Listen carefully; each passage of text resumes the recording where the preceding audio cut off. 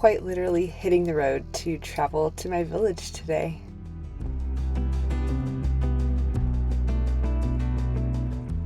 I say this kind of tongue-in-cheek because, well, I am headed home for a visit to my parents' place, which is, my hometown, aka my village. Haha, see what I did there? My metaphorical village is right here where I live. I actually have an amazing support system of friends and church community and childcare options.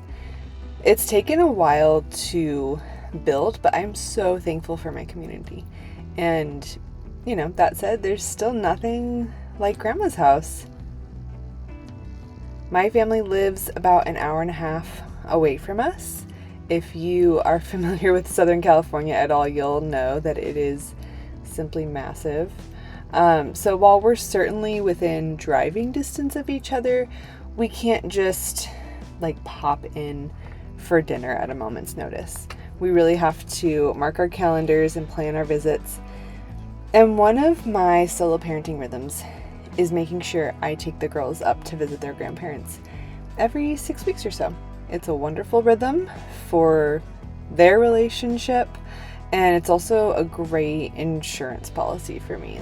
I usually plan this visit home while my husband is working a 72-hour shift at the station so that I can get a little bit of a break from solo parenting.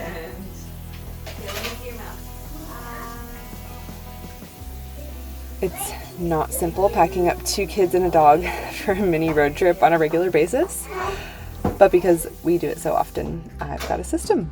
I refer to my master packing list that you saw me scrolling through a few moments ago. When I open it up, everything is checked off from the last trip we took. So I first uncheck anything that applies to this trip. Like I said, it's a master packing list, so I refer to it for everything from a simple weekend at the grandparents to a snow trip to a beach trip, you name it. So I have a packing section and a to-do section, and the goal is that everything gets checked by the time we head out the door. Anyway, if you're interested in hearing more about my travel and packing systems, let me know in the comments. I'd be happy to do a dedicated video because, as you've probably seen by now, one of our favorite ways to take advantage of our firefighters' work schedule is by traveling often.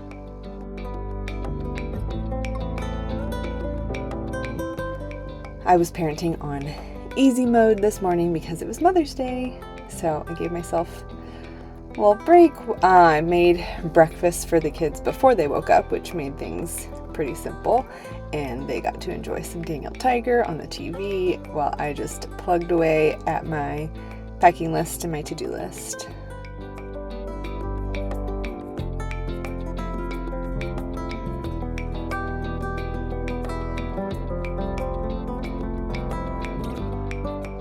We made it to church and enjoyed the Mother's Day festivities there, and then we hit the road.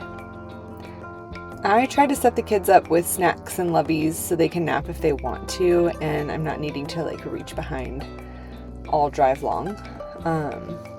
One advantage of making this drive every month or two is that our kids have become really well adjusted to long car rides. We only do screen time on airplanes or full day road trips. So a 1 to 2 hour drive like this, they're just snacking, reading books, napping, looking out the window, occasionally bothering their mom.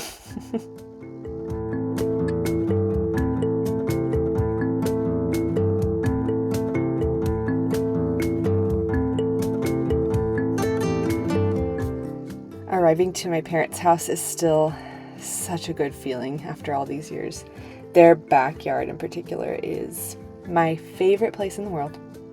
My parents are really good gardeners, and they've created a total oasis back there. They even have a guest house in the back that all of us kids have lived in for a time in early adulthood. So the memories of this view just abound.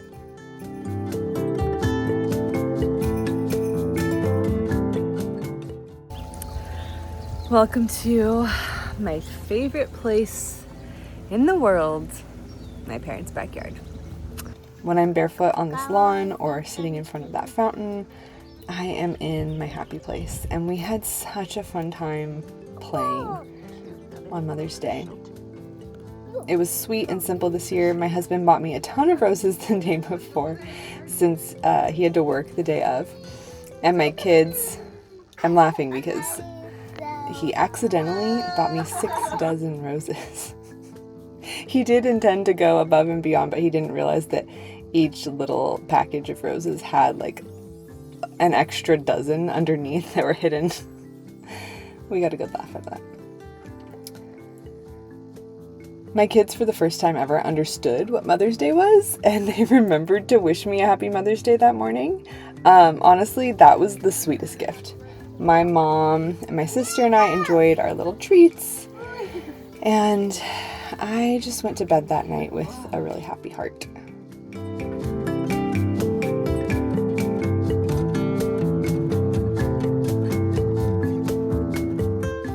My favorite part of staying at my parents' house is probably the mornings, though.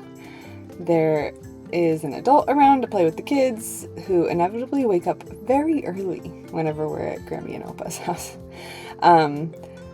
But I usually slip out with my coffee and just enjoy the morning sun and some prayer time by myself in that beautiful yard.